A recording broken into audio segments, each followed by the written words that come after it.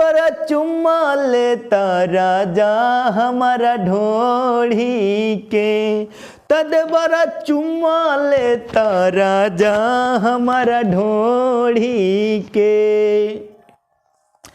गैला कमाए पिया तू लोधियाना, देवरा के मिलल बनाया बहाना।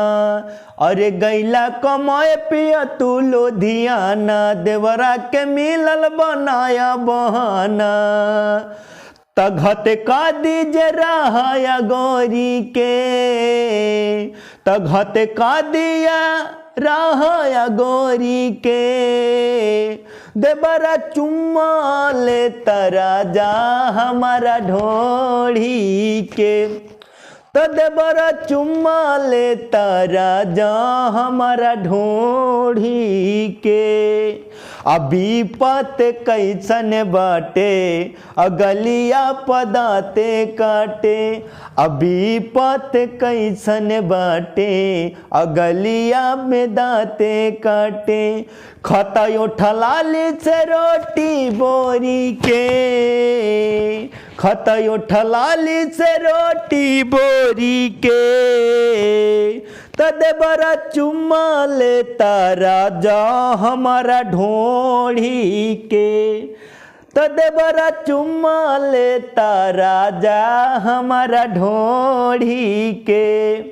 अकादा कमाल माना खाता रोज तहरे खाना, अकादा कमाल माना खाता रोज तहरे खाना। हल भाइल बाए कर अघोरी के, हल भाइल बाए कर अघोरी के। तदेवरा चुम्मा लेता राजा हमारा ढोढ़ी के, तदेवरा चुम्मा लेता राजा हमारा ढोढ़ी के। हेलो प्रणाम, मैं भोजपुरी गायक कमल सुनकर आप सबको प्रणाम। जितनी भी चाचा चाची बहन बेटी सब जितने भी भाई हैं सबको प्रणाम है। अश्लील थोड़ा गाना है मगर आजकल यही गाना बजता है। आपको कैसा लगा आप लोग कमेंट बॉक्स में आके बताएं। लाइक और चैनल को सब्सक्राइब करें, फॉलो करें और आगे बढ़ाएं, शेयर करें। आप सबको प्रणाम।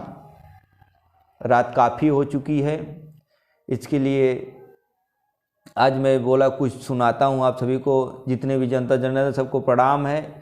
सब लोग सपोर्ट करिए और ऐसे ही मैं नगमा और गाना लाता रहूँगा। नया साल का गाना आएगा हमारा और हमारे चैनल कमल सुनकर ऑफिशियल चैनल में आया गाना दिल गैली तोड़ी को, बहुत अच्छा गाना है। आप लोग जाके सुने, आशीर्वाद प्यार दे, शेयर करें। प्रणाम। हर हर महादेव। आप सबके को